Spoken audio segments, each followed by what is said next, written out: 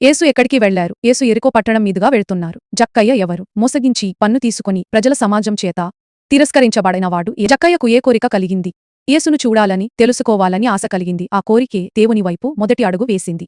ఎందుకు చూడలేకపోయాడు అతను? అతను పొట్టివాడు. జనసమూహం ఎక్కువగా ఉండడం వల్ల చూడలేకపోయాడు. జీవితంలో అడ్డంకులున్నా మనం దేవుణ్ణి వెతకడం ఆపకూడదు. జక్కయ్య ఏం చేశాడు? ముందుగా పరిగెత్తి మేడి చెట్టు ఎక్కాడు. నిజమైన విశ్వాసానికి ఇలాంటి ప్రయత్నం అవసరం. యేసు ఏమన్నారు? జక్కయ్య వెంటనే దిగిరా, ఈ రోజు నీ ఇంట్లో ఉండాలి అని అన్నారు. ఇదే దేవుని పిలుపు. జక్కయ్య ఎలా స్పందించాడు? వెంటనే దిగి ఆనందంతో యేసును స్వీకరించాడు. మనం దేవుని పిలుపును ఆనందంతో స్వీకరించాలని అర్థం. ప్రజలు ఏమన్నారు? పాపి ఇంటికి వెళ్లాడు అని అసహనంతో విమర్శలు చేశారు. కాని యేసు కృపచూపి అలాంటి వాళ్ల దగ్గరికే చేరుతాడు. జక్కయ్య ఏం వాగ్దానం చేశాడు? తన ఆస్తులు సగం పేదలకు ఇస్తానని, ఎవరినైనా మోసం చేసి ఉంటే 4 రెట్లు తిరిగి ఇస్తానని అన్నాడు. ఇదే నిజమైన పశ్చాత్తాపానికి గుర్తు. యేసు చివరగా ఏమి ప్రకటించారు? ఈ ఇంటికి ఈరోజే రక్షణ వచ్చింది. మనుష్యకుమారుడు తప్పిపోయిన వారిని వెదికి రక్షించడానికి వచ్చారు.